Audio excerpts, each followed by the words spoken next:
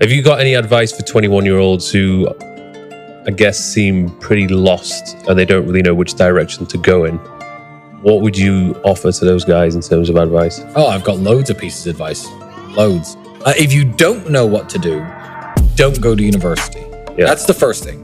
If you know what you want to do and you need a university degree to do it, then obviously pursue that. If you don't know what you want to do, going to university is going to burn 3 or 4 years of your time and likely get you into a bunch of debt and a bunch of trouble that you don't need. If you don't know what you're doing, avoid university.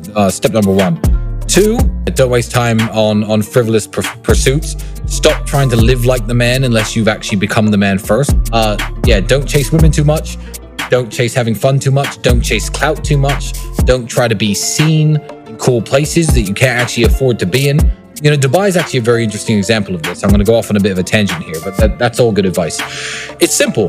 Dubai is a very good example of this because Dubai is a place where people can look like they're doing something big when they're doing absolutely nothing at all. Mm-hmm. There are hotels in Dubai, like the hotels I stay at, that are 1, 2, 3 grand a day, 10 grand a day. They do exist.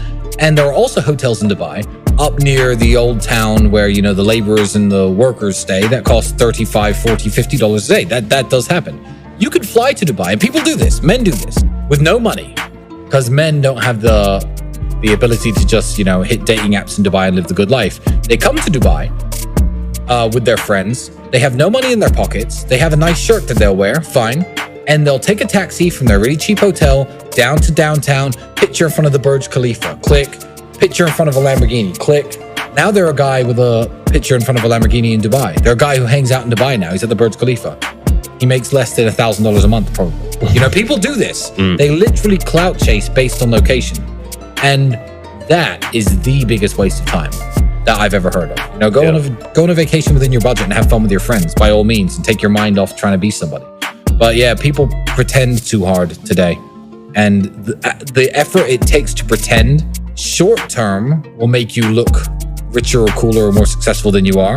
But if you take all the time that you spend pretending and actually invest it into trying to become what you're pretending to be, you'll get there. A lot of people, including my brother, who say that reading books is largely a waste of time. I used to have time to waste.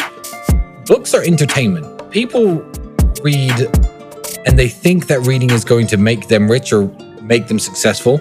I feel like reading is putting your brain on pause. You know, you might be entertained for a while, but I just feel like it's a higher form of Netflix to me, you know? And even, you know, success books, you know, I saw a copy of Rich Dad, Poor Dad somewhere here in your apartment. Yeah. I'm not saying that reading that isn't entertaining. I mean, there's a movie called The Pursuit of Happiness about, you know, I don't know if you've seen a Will Smith movie where he gets successful and stuff, but it's still not going to make you rich.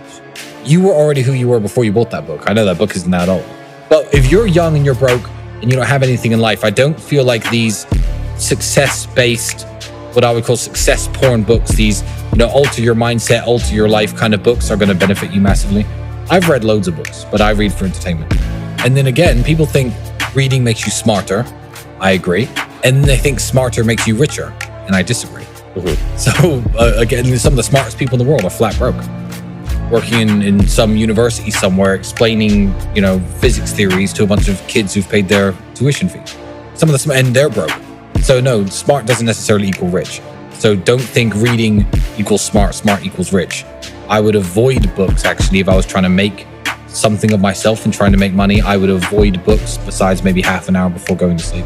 So I ran a business with my brother that failed before I was 21 years old.